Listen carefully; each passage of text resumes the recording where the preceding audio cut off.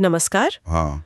आज हम शिव पुराण की एक बहुत ही दिलचस्प कथा पर बात करने वाले हैं। हाँ बिल्कुल। अर्जुन की घोर तपस्या और कैसे भगवान शिव एक शिकारी मतलब किरात का रूप लेकर उनसे मिलने आए। जी, ये प्रसंग शिवपुराण में काफी महत्वपूर्ण है। और इसकी जानकारी हमें मिली है एक ऑडियो स्रोत से। हमारा मकसद है इस कहानी के गहरे पहलुओं को समझना, भक्ति, परीक्षा और शिव जी की लीला, इन सब पर गौर करना। हाँ, ये कथा अर्जुन की दृढ़ निष्ठा और शिव जी के जो अनोखे तरीके हैं ना, उनका एक तरह से संगम है। तो शुरू कहाँ से होती है कहानी?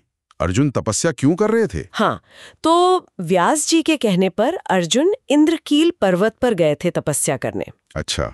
ताकि उन्हें पाशुपतास्त्र मिल सके। वो शिव जी का एक बहुत ही शक्तिशाली अस्त्र माना जाता है। और तपस्या भी कोई ऐसी वैसी नहीं थी, सुनने में आता है कि बहुत कठोर थी। अरे बहुत ज्यादा। वो एक पैर पर खड़े थे, आंखें सूरज पर टिकाए हुए। एक पैर पर? हाँ, और लगातार शिव पंचाक्षर मंत्र का जाप कर रहे थे, ओम नमः शिवाय।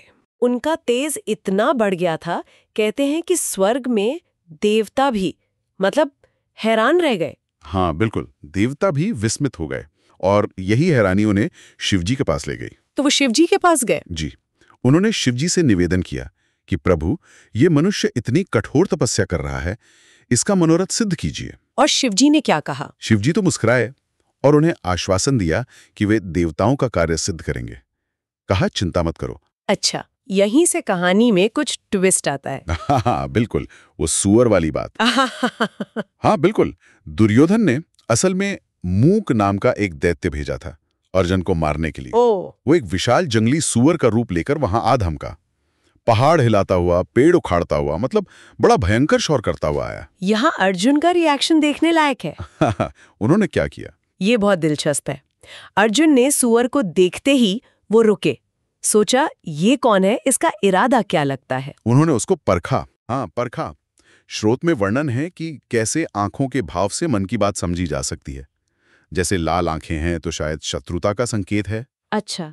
तो अर्जुन ने सुअर के हाव भाव और शायद अपनी इंट्यूशन से तुरंत समझ लिया कि ये मित्र नहीं, शत्रु है। ये सिर्फ लड़ने की कला नहीं, बल्कि समझदारी और विवेक भी दिखाता है। बिल्कुल।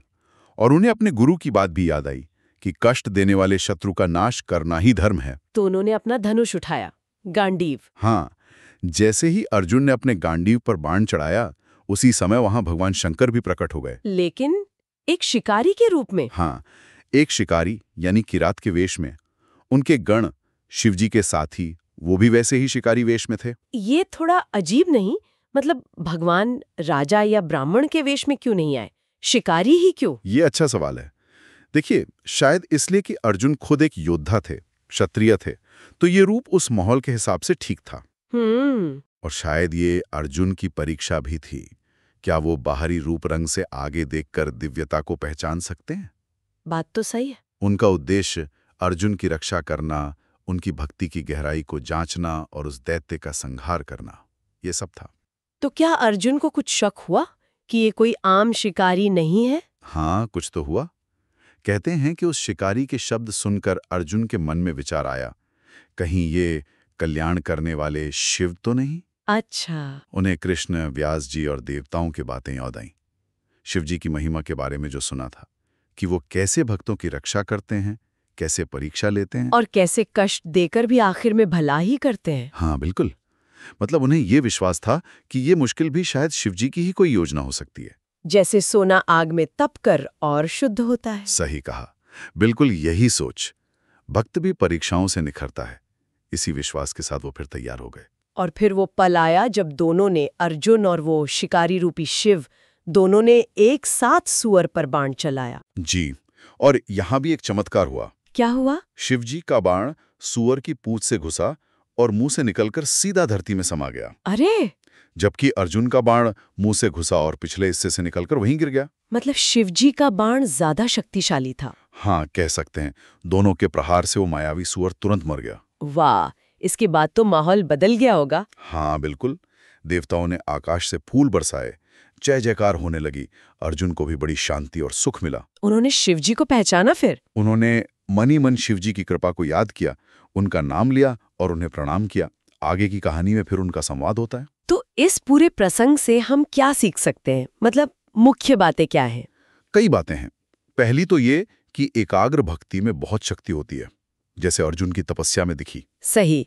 दूसरी, ईश्वर की कृपा या मदद अक्सर एक परीक्षा के रूप में आ सकती है। हाँ, ये भी है। तीसरी, विवेक और चीजों को बारीकी से देखने का महत्व, जैसे अर्जुन ने शत्रु को पहचाना। और ये भी कि जीवन में जो कष्ट आते हैं वो भक्त को शायद शुद्ध करने के लिए या किसी बड़ी योजना का हिस्सा हो सकते हैं। निश्चित रूप से, बिल्कुल। तो आखिर में हमारे श्रोताओं के लिए सोचने वाली बात क्या हो सकती है? हाँ, एक विचार छोड़ते हैं। देखिए, ये जो मुलाकात थी, ये अर्जुन के युद्ध कौशल और उनकी आस्था दोनों की परीक्षा थी, है ना? हाँ। तो सवाल ये है कि अप्रत्याशित रूपों में, जैसे यहाँ एक शिकारी के रूप में दिव्यता को पहचान पाना, मुश्किल समय में किसी के नजरिए को कैसे बदल सकता है? इस पर जरूर सोचिएगा। बहुत अच्छा विचार है। चलिए, आज के लिए इतना ही। धन्यवाद। धन्यवाद।